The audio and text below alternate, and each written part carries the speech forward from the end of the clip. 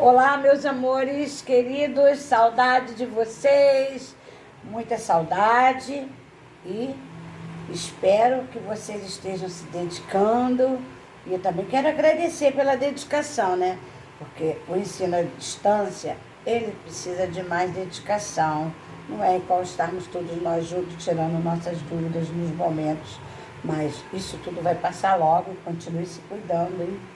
Né? Dentro de casa. Vamos começar com as nossas atividades complementares.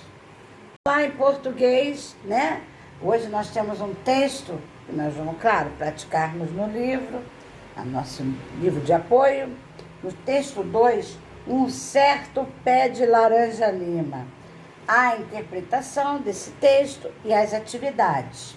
Mas vamos falar do um certo pé de laranja-lima. O trecho do texto que vocês vão ler é da obra do Meu Pé de Laranja-Lima, escrito por José Mauro de Vasconcelos. Essa obra apresenta como personagem principal um garoto chamado Zezé, que é também o narrador dos fatos. Ele é narrador dos fatos. Quando o pai do garoto ficou desempregado, a família teve que se mudar e, ao chegarem à nova casa, se depararam com um quintal que tinha árvores frondosas, como mangueira, tamarineira e um pé de laranja-lima. Como os irmãos escolheram as melhores árvores para serem donos, o pé de laranja-lima, chamado por ele de chururuca ou minguinho, passou a ser a árvore de quem? Do Zezé. Nos momentos em que ficava de castigo por ser um menino muito levado, essa pequena árvore tornou-se o amigo a quem Zezé confiava todos os seus segredos. Então, é aquele momento que o Zezé aprontava, às vezes uma mãe falava, o pai dele falava, e o Zezé ia choramingando, ficava perto da árvore e conversava com a árvore, e ali a árvore viraram, ele e a árvore, no pé de laranja-lima, ficaram amigos. Isso aí, no livro de vocês vão ver o trecho, que é um pequeno trecho do livro, e eu estou aqui narrando para vocês como tudo começou, que eles foram para essa casa onde já tinha esse pé de laranja-lima. Agora vamos entrar na nossa gramática. Hoje nós vamos fazer gênero do substantivo 2, né? Observando o exemplo. A jovem, o jovem. A palavra jovem é igual para os dois gêneros, masculino e feminino. Substantivos como esses são chamados comum de dois. Comum de dois são substantivos que têm só uma forma para o masculino e para o feminino. É o artigo que indica o gênero. A palavra é a mesma, mas o artigo pode ser o ou a. Olha o exemplo. O concertista, a concertista. O dentista, a dentista. Vamos ver mais. Há outros substantivos que utilizam a mesma forma e o mesmo artigo para os dois gêneros. Esses substantivos juntam-se às palavras machos ou fêmea para designar a masculino e o feminino. O artigo não muda. Então vamos lá. O jacaré macho, o jacaré fêmea, a baleia macho, a baleia fêmea. Então, os artigos não mudaram. Só que, tanto para masculino e feminino, só vamos falar como é que eles são designados. O jacaré macho, o jacaré fêmea. Esses substantivos são chamados epicênios. Vejamos outro exemplo. Daniela é uma criança. Daniel é uma criança. Uma criança não teve mudança. O nome é que teve. Daniela é uma criança. Daniel é uma criança. Certo? A palavra criança tem uma só forma e o mesmo artigo. Designa tanto o masculino como o feminino. A palavra criança é um substantivo sobrecomum. A pessoa, o monstro. Esse é o exemplo. Agora, à sua vez, certo? Vocês vão fazer as atividades propostas, praticando na leitura e tal. E nós temos uma proposta, que é até do livro de vocês, e nós montamos para vocês, uma produção de texto. Imagine uma situação que aconteceu entre irmãos e escreva uma história como se tivesse acontecido com você. Lembre-se de que o narrador é você. Portanto, sua história deve ser contada em primeira pessoa, ou seja, além de contar você, também participar da história. Igual o caso do Meu Pé de Laranja Lima. Então, tem umas orientação, planejamento, a escrita, a revisão, a reescrita, a edição, a apresentação, que será feita quando nós voltarmos em sala de aula. Então, você capricha nesse texto, nessa produção de texto. E capricha na produção de texto com uma narrativa onde você é o narrador e o personagem. Não esqueça o título, hein? Certo? E é doçura. Cada vez me orgulho mais de você. Continuação do modo indicativo, verbo cantar, da primeira conjugação nos tempos, que você já conhece. Pretérito imperfeito, fato ocorrido no passado e não foi completamente terminado. Vamos conjugar: eu cantava, tu cantavas, ele cantava, nós cantávamos, vós cantáveis, eles cantavam. O pretérito mais que perfeito indica uma ação que ocorreu antes de outra ação passada. Eu cantara, tu cantaras, ele cantara, nós cantáramos, vós cantareis, eles cantaram. Futuro do pretérito, fato que poderia ter acontecido posteriormente a uma situação passada. Eu cantaria, tu cantarias, ele cantaria, nós cantaríamos, vós cantaríeis, eles cantariam. A proposta é a conjugação, você que vai fazer no verbo pular, na primeira conjugação, verbo pular, nos tempos, pretérito imperfeito, pretérito mais perfeito e futuro do pretérito. Rumo ao sucesso, amores. Vamos lá agora, matemática! Agora vamos para frações, números fracionários, tipo de frações. E vamos nessa agora. Números fracionários. Fração é a representação de partes iguais de um número inteiro. Observe a figura a seguir e a fração que ele representa. Observamos aqui que nós temos 9 partes, certo? Mas nós temos aqui no pintado 1. Então, nós temos 1/9. Lê-se 1/9. A figura representada, a fração 1/9, ou seja, uma parte do inteiro que foi dividido em 9 partes iguais. Os termos de uma fração recebem nomes: numerador, denominador. O numerador indica quantas partes foram tomadas, os inteiros. O denominador indica em quantas partes o inteiro foi dividido. Então, numerador, quantas partes foi tomada aqui? Uma. Então, 1/9. O denominador indica em quantas partes foi dividida em 9, no caso aqui do exemplo, certo? Leitura de frações. Leitura de frações. A leitura de uma fração depende de seu denominador. Quando o denominador é menor do que 10, há um termo específico para a leitura de cada fração. Vocês têm o quadro aqui, nesse material, tem no livro de vocês, então vocês já têm o material para fazer a leitura de quando duas partes iguais é um meio. Agora vamos para cá a letra B. Quando o denominador é 10, 100 ou 1000, lemos o numerador acrescentamos a palavra décimo, centésimo e milésimo, representantes, respectivamente. Vamos lá, exemplo. 2 décimos, lê 2 décimos. 5 centésimo, 5 centésimo. 8 milésimo, lê-se 8 milésimo.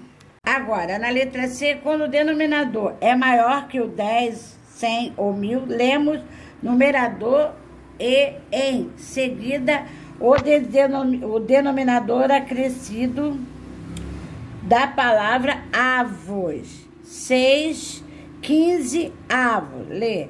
6, 15 avos. 4, 30 avos. 4, 30 avos. 9, 40 avos. Observação agora importante. O denominador de uma fração não pode ser zero. Por exemplo, frações 2, 0 ou 3, 0 não insistem, pois não podemos dividir o inteiro em zero parte. Quando o numerador é o denominador de uma fração for iguais, a fração será igual ao inteiro, ou seja, valerá. Então, vale. Tipos de fração. Dependendo do numerador e do denominador de uma fração, ela é classificada em própria, imprópria ou aparente. Vamos ver a fração própria. É a que representa um número menor que um inteiro. Em toda fração própria, o numerador é menor que o denominador. Vejamos aqui. 4 oitavo. Então, olha só. 4 oitavo. Então, aqui ela é própria, porque o numerador é menor que o denominador. Exato, mesma coisa aqui. 2 quintos, 3 quartos. Vamos lá. Fração imprópria é a que representa um número maior que um inteiro. Em toda fração imprópria, o numerador é maior que o denominador.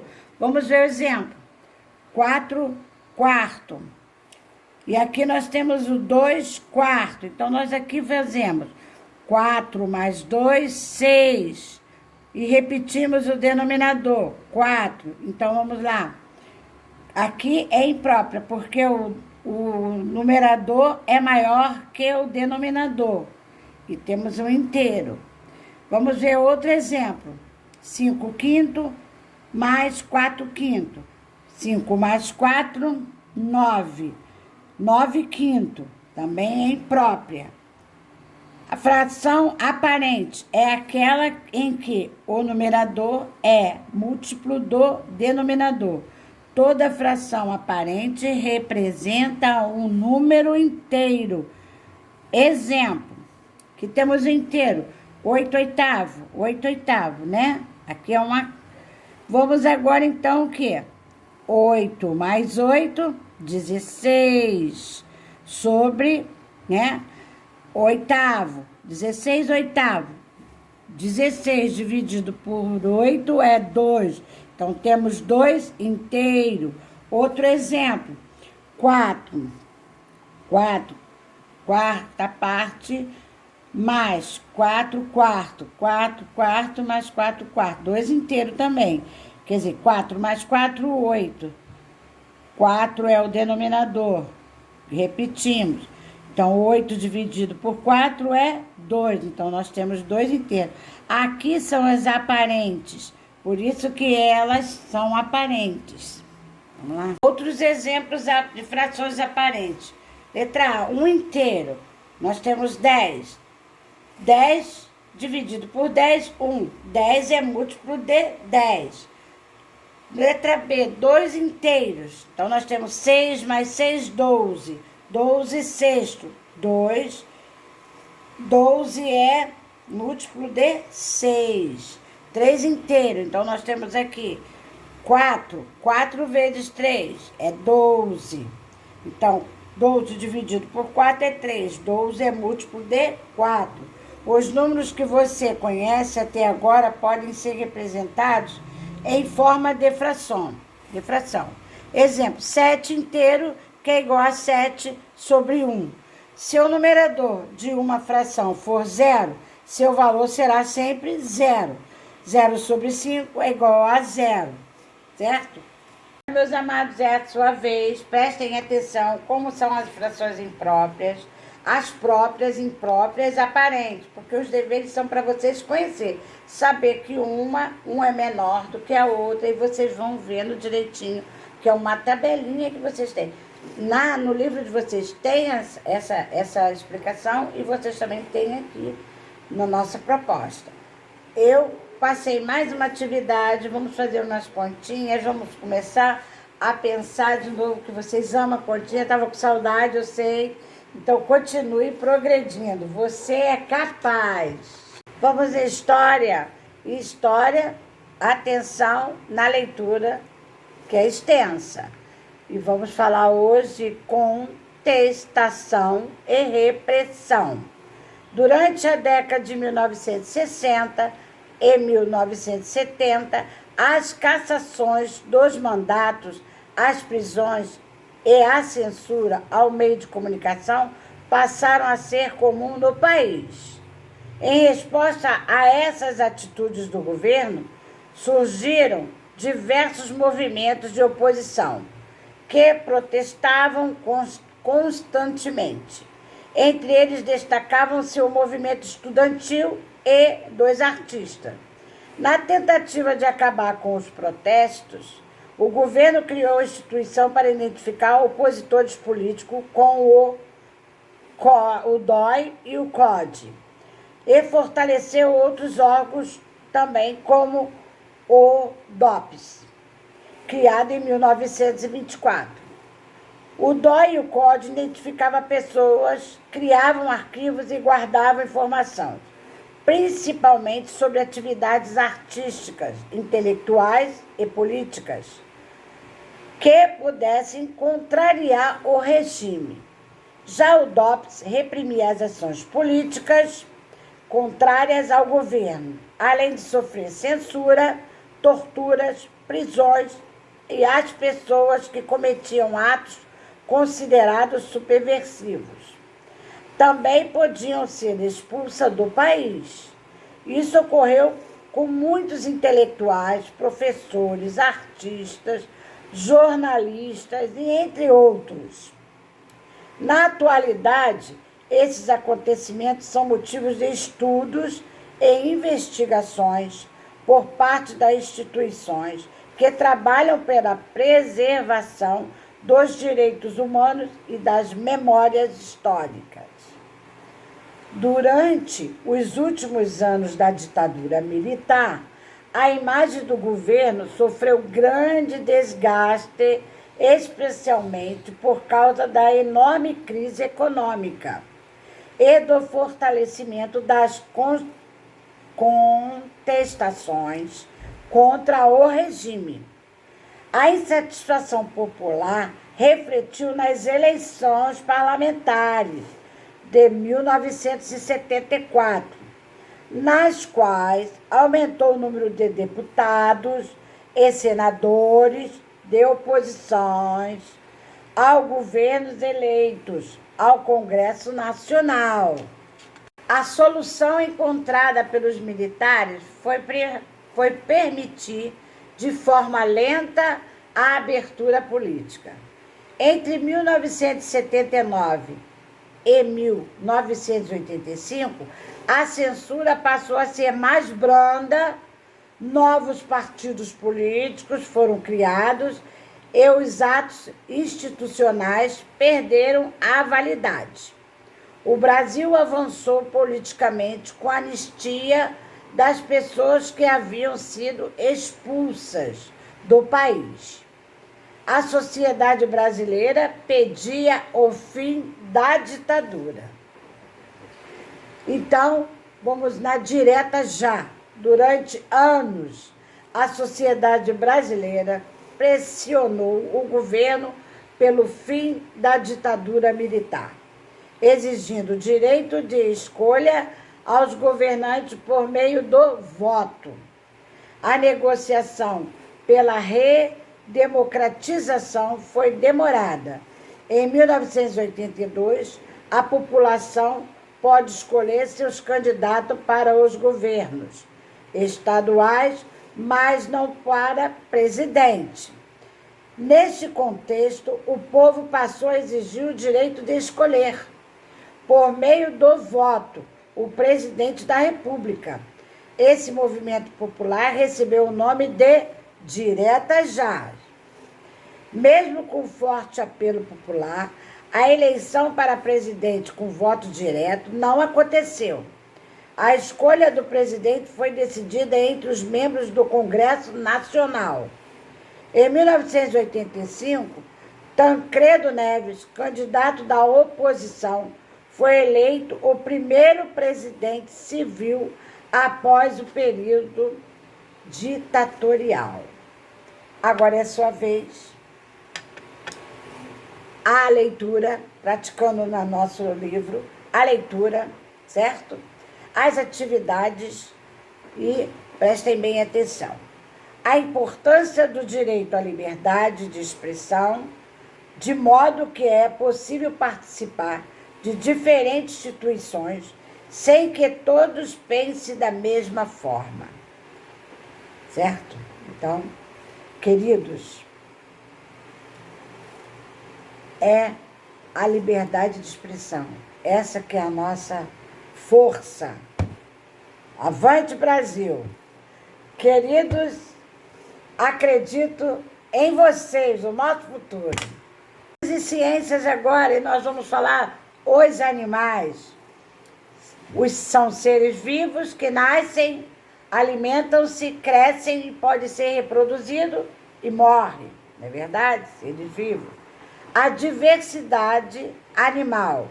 Os animais estão distribuídos nos mais variados ambientes e podem ser bastante diferentes entre si, tanto na forma física e no porte, quanto no modo de se alimentar ou se locomover.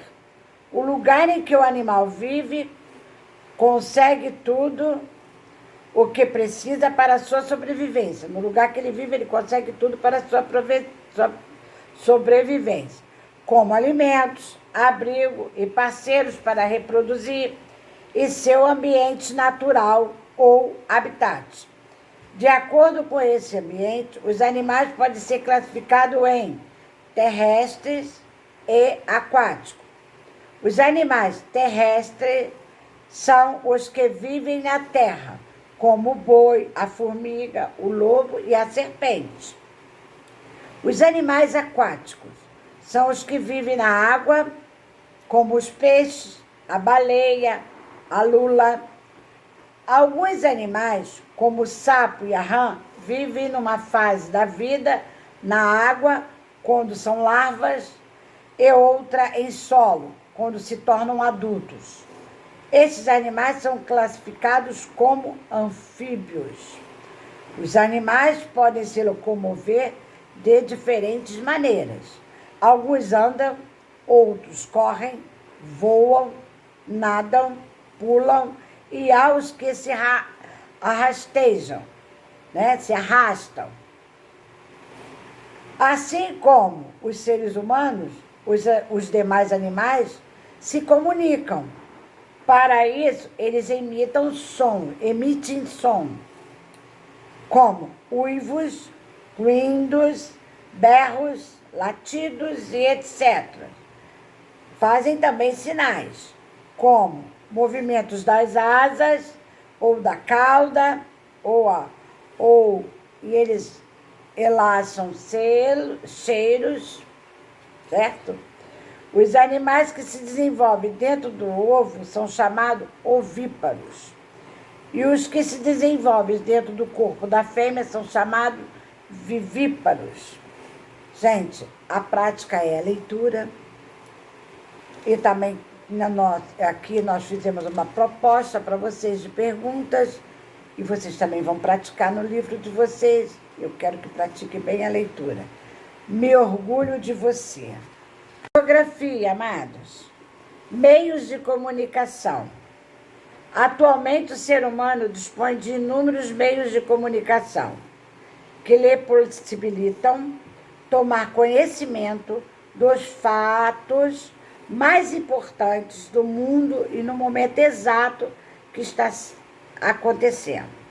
No Brasil, o mais usado são o rádio, a televisão, o telefone, o celular, os jornais, as revistas, as correspondências, as cartas, os e-mails, as mensagens de aplicativo de celular, os livros, o cinema e a internet.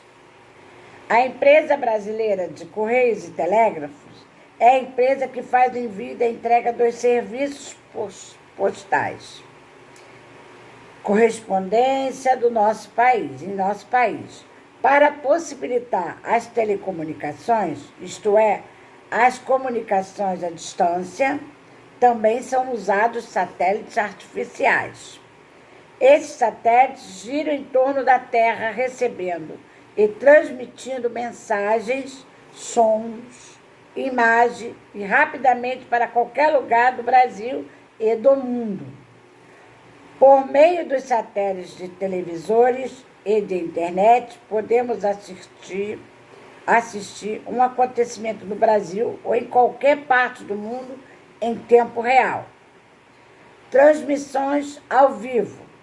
A internet tornou-se um meio muito popular de comunicação, pois possibilita conversas, enviar mensagens, e-mail, imagens, vídeos, além de acessar as redes sociais. É possível conversar com outras pessoas, vê-las por meio de câmera, webcam, conectadas a computadores, telefones, celulares e tablets.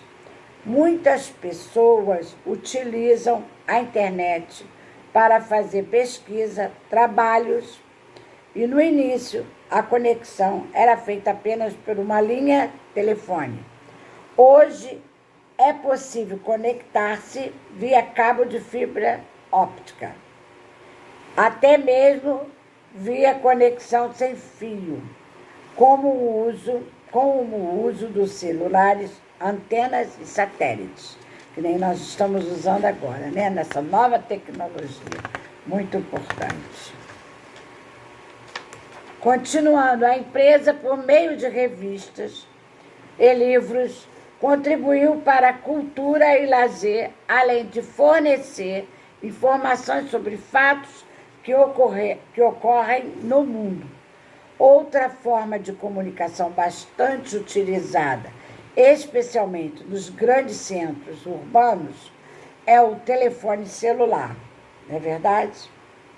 Então, nós também estamos falando de meio de comunicação e vamos também praticar no nosso livro de apoio a leitura, certo? Vocês também têm uma atividade para vocês fazerem atividade individual, organizar a tabela de acordo com a quantidade de horas que utiliza a internet por dia.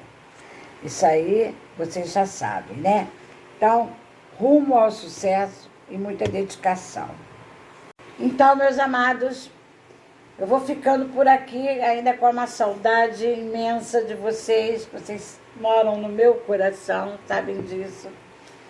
Mas é uma ordem, nós estamos cumprindo. Ficamos em casa, todos os alunos, os professores, todos nós estamos com muita saudade de vocês, para a nossa vida, nossa rotina, nossos trabalhos, nossas alegrias, não é verdade? E nós estamos até mesmo torcendo para que isso tudo termine logo, não é verdade? Mas Deus, nosso bom, Deus querido, vai fazer que tudo vai se normalizar e todos teremos saúde. Isso é que é importante. Se o motivo é obediência, nós temos que obedecer para podermos nós se cuidar, não é verdade? Então, deixo aqui meu beijo, agradecendo essa dedicação. Continue se dedicando com você, se cuidando, lavando as mãos, usando as máscaras, certo? Ficando em casa, brincando, se alimentando, mas também se dedicando às nossas atividades. Porque eu sei que tem aluno que está se dedicando, isso estou só observando, que isso é muito maravilhoso. Vai muito contribuir para quando chegarmos a hora de estarmos reunidos e fazer toda a correção e a gente, para mim, fazer uma boa de uma avaliação todos juntos, não é verdade? Então, beijo no coração. Estou com muita saudade. Coração para vocês. E um tchau cheio de muito amor, muita paz. Fiquem com Deus. Tchau.